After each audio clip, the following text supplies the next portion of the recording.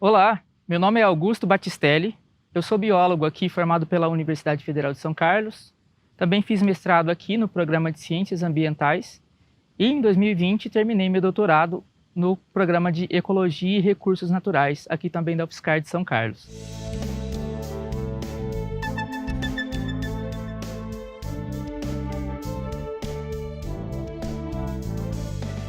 Hoje eu vou contar para vocês um pouco sobre a minha pesquisa de doutorado, que tem como tema o fato de que algumas aves estão tão bem adaptadas ao ambiente urbano que passaram a fazer os seus ninhos em prédios ao invés de árvores, no local natural de reprodução delas. Para tentar responder essa pergunta, nós utilizamos como modelo uma espécie muito comum, que é o sabiá-barranco. E as nossas perguntas eram: será que é vantajoso para eles fazer o ninho em prédio ao invés de fazer o ninho em árvore? Ou é desvantajoso? E também, será que qualquer fêmea é capaz de fazer o seu ninho em prédio? Ou só algumas fêmeas com uma característica específica, com um comportamento mais específico, é que conseguem fazer esses ninhos em prédios? Para responder essas perguntas, a gente monitorou ninhos de sabiá-barranco aqui na UFSCar durante 4 anos. Então foram mais ou menos 300 ninhadas de sabiá-barranco que a gente acompanhou todo o desenvolvimento. E aí a gente conseguiu ver duas coisas. As duas coisas estão associadas a vantagens para os indivíduos que fazem ninhos em prédios.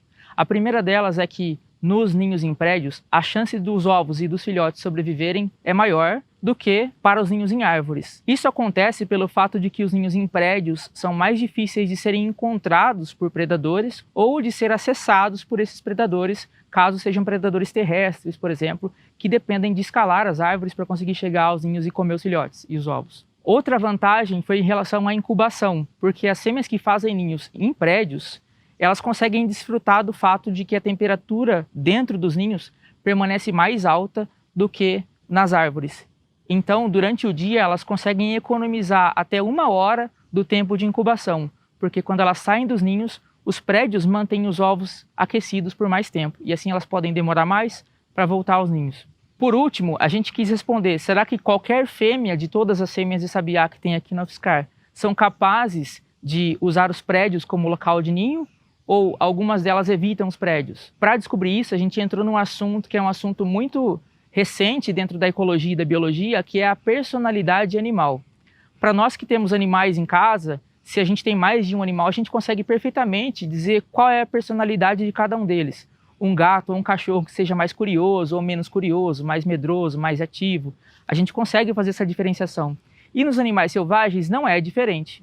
Cada animal tem a sua personalidade. Para responder essa pergunta, nós fizemos o seguinte: espantamos as fêmeas delicadamente de dentro dos ninhos, algo que já era feito rotineiramente para ver o que tinha dentro dos ninhos, se eram ovos ou filhotes. E marcamos o tempo que ela demorava para voltar para o ninho quando a gente se afastava. Depois nós repetimos esse teste, só que nós adicionamos do lado do ninho um objeto que ela nunca tinha visto. Nós fizemos o teste por 2 vezes. Na primeira vez era um cubo mágico e na segunda vez era uma bolinha colorida, um brinquedo de cachorro.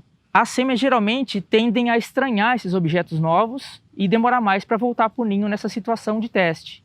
E aí, essa diferença de quanto tempo a mais ela demora é uma medida chamada de neofobia, que é o medo de situações novas. Essa medida é exatamente a resposta que permite a gente inferir sobre a personalidade daquela fêmea. O que a gente concluiu?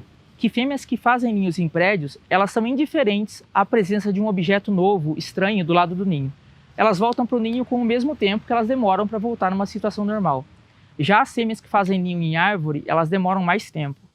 Isso nos mostrou que elas são inibidas pela presença de um objeto estranho, e isso explica o fato de que elas permanecem fazendo ninhos em árvores, enquanto outras fêmeas que são mais curiosas ou menos medrosas passam e aceitam a fazer os ninhos em prédios, mesmo com toda a perturbação que ocorre nesses locais. Isso nos mostra que esse processo de adaptação está ocorrendo a partir da seleção do local de ninho e que pode ser o processo que levou outras espécies a se tornarem tão comuns no ambiente urbano.